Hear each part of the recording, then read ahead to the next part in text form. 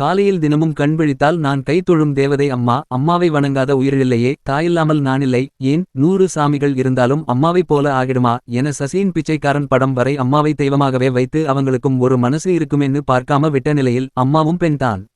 அப்பா இல்லை என்றால் அவளுக்கும் ஒரு துணை தேவை என்பதை எடுத்து இயக்குனர் சசியை சொல்லிய விதம் சிறப்பு. மறுமணம் செய்வது என்ன புதிய விஷயமா? ஊரில் எத்தனையோ கணவனை இழந்த பெண்கள் கல்யாணம் பண்ணிக்கிறாங்களே, எதுக்கு இப்போ இந்த படம் என்று நினைப்பவர்களுக்கு, மறுமணம் செய்தவர்களையும் செய்ய நினைப்பவர்களையும் மனுஷியாக இந்த சமூகம் பார்க்க வேண்டும் என்றும் அந்த குறைபாடு இன்றும் இருப்பதால் தான் இப்படியொரு படத்தை சசி கொடுத்துள்ளார் என்றே தோன்றுகிறது. உண்மையாகவே செல்வி என்பவருக்கு அவரது மகன்கள் ஊர் மற்றும் உறவினரால் ஏற்படும் பிரச்சனைகள் பலவற்றை கடந்து எப்படி மறுமணம் செய்து வைத்தனர் என்கிற கதையை எந்தளவுக்கு தியேட்டர் வரும் ரசிகர்களுக்கு போரடிக்காமலும் அதே நேரத்தில் சமூகத்தில் மாற்றத்துக்கான ஒரு சிறு விதையாக இதை தூவ முடியுமோ தூவலாமே என்கிற நல்ல உள்ளத்திற்காகவே இந்த படத்தை இயக்கிய சசிக்கும் படத்தை தயாரித்து நடித்த விஜய் ஆண்டனிக்கும் அன்பு முத்தங்கள். சரி, 100 சாமி படத்தின் கதை, நிறை மற்றும் குறைகள் குறித்து விரிவாக அலசுவோம் வாங்க. 2 மகன்களை பெற்ற பின்னர் இளம் வயதிலேயே கணவனை பறிகொடுத்து குழந்தைகளை பாதுகாக்க தன்னந்தனி மனுஷியாக வேலை செய்து தனியாக இருக்கும் விதவையை கள்ளத்தனமாக படுக்கைக்கு அழைக்கும் ஊர் பெரியவர்கள் என்கிற போர்வையில் சுற்றித் திரியும் மனித மிருகங்களிடம் இருந்து தப்பித்து வாழும் செல்வியாக சுவாசிகா படம் முழுவதும் உயிரை கொடுத்து நடித்துள்ளார்.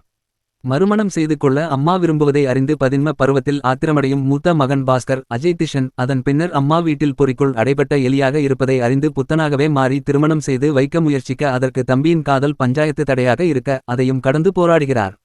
உறவினர்களும் ஊர்க்காரர்களும் எந்தளவுக்கு இந்த விஷயத்துக்கு எதிரிகளாக இருக்கின்றனர் என்பதும், சொந்த அண்ணனே தங்கையை கொலை செய்ய துணியும் மோசமான சம்பவத்தை கடந்து இறுதியில் என்ன ஆனது என்பது தான் 100 சாமி படத்தின் கதை.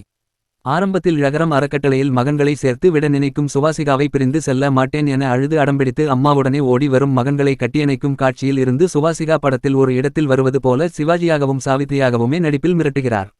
பொட்டு வைக்காத பெண்ணிடம் பாஸ்போர்ட் வாங்குவதை கூட அபசகுணமாக பார்க்கும் காரணத்தால் வேலை இடத்தில் பொட்டு வைக்கிறார். மறுமணம் செய்து கொள்ள நினைக்கும் இடத்திலும் மகனிடம் அசிங்கப்படும் இடத்திலும் விஜய் ஆண்டனியுடன் காதலில் விழும் இடத்திலும் அவரது நடிப்பு அபாரம். மகன்களாக நடித்த இருவரும் உண்மையாகவே படத்தோடு ஒன்றிப்போய் தாய் பாசத்தில் எல்லாரையும் மிஞ்சி விடுகின்றனர். தங்களது காதல் வாழ்க்கை பாழாய் போனாலும் அம்மாவுக்காக நிற்கும் மகன்களின் முடிவு ஆரம்பத்தில் ஏற்றுக்கொள்ளாமல் ஒருவரை ஒருவர் அடித்துக் கொள்ளும் காட்சி என படத்தில் ஏகப்பட்ட சிறப்பான விஷயங்களை சசி அடுக்கிக் கொண்டே போகிறார். ஒரு பெண்ணை எப்படி நேசிக்க வேண்டும், எப்படி மதிக்க வேண்டும் என தனது வயதான ஜாக்கெட் அணியாத பெரியம்மாவை குளிப்பாட்டும் காட்சியில் தொடங்கி, நீ என்ன கல்யாணம் பண்ணிட்டு வந்தாலும் என் பெரியம்மாவை நானே பார்த்துக்கிறேன் என சொல்கிற இடத்தில் விஜய் ஆண்டனி 2ஆம் பாதியில் ஏழுமலையாக ஸ்கோர் செய்கிறார். மோசமான சபலம் நிறைந்த ஊர் பெரியவராக வரும் பச்சை பெருமாள் பாலாஜி சக்திவேல் கதாபாத்திரத்தை விட தங்கச்சி டீ போடுமா என சொல்லிவிட்டு கழுத்தை நெரிக்கும் ஆணவ வெறி பிடித்த அண்ணன் கதாபாத்திரத்தில் கருணாஸ் பயமுறுத்துகிறார். எப்படியாவது அம்மாவுக்கு மறுமணம் செய்து வைத்து விட வேண்டும் என போராடும் பாஸ்கரின் செயல்கள் எல்லாமே யதார்த்தமாகவும் நேர்மையாகவும் தெரிவது படத்திற்குள் இருக்கும் அழகான அழகியல். அது அனைத்து மனங்களிலும் இருந்தால் இங்கே சண்டைகள் பிரச்சனைகள் என்பதற்கே இடமில்லை என்பதை ஆழமாகவும் அழுத்தமாகவும் காட்டுகிறது. படத்தின் பிளஸ், மறுமணம் தொடர்பான உண்மை கதையை கையில் எடுத்து கொண்டு அதை எந்தளவுக்கு சுவாரஸ்யம் குறையாமலும் அதே நேரத்தில் சொல்ல வந்த கருத்தை ஆரம்பத்தில் இருந்து இறுதி வரை பெண்கள் அனுபவிக்கும் வலிகளை காட்சிகளாக செதுக்கி கொடுத்த விதத்தில் சசி சாதித்து விட்டார்.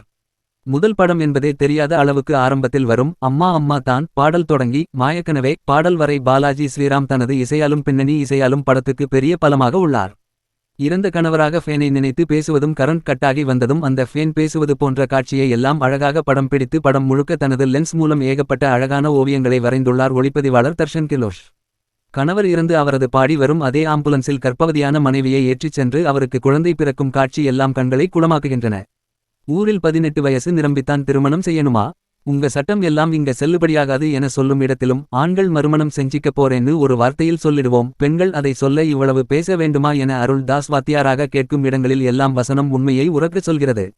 படத்தின் மைனஸ், படத்தின் ஆரம்ப காட்சி முதல் இறுதி வரை சுவாசிகாவின் தோற்றம் பெரிதாக மாறுபாடு அடையாத மாதிரியே இருப்பது போன்ற உணர்வு சிறிய குறையாக தெரிகிறது. சோஷியல் மீடியாவை எப்படி பயன்படுத்த வேண்டும், எப்படி பயன்படுத்தக்கூடாது என்பதை சொல்ல அஜய் திஷனின் காதலியின் பெற்றோர்களை வைத்து செய்த காட்சிகள் பெரிதாக ஓட்டவில்லை. கிளைமேக்ஸ் காட்சியிலும் அதை பயன்படுத்திய விதம் இந்த படத்துக்கு இன்னுமொரு வெயிட்டான முடிவை கொடுத்திருக்கலாமோ என்கிற உணர்வு எழுந்தாலும் கண்டிப்பாக 100 சாமி படத்தை குடும்பத்துடன் தாராளமாக சென்று பார்க்கலாம். அம்மாக்களை சாமிகளாக மட்டும் நினைத்து ஒதுக்கி விடாமல் அவர்களை மனுஷியாக பார்த்து அவர்களுடன் வாழ பழகுங்கள். நன்றி.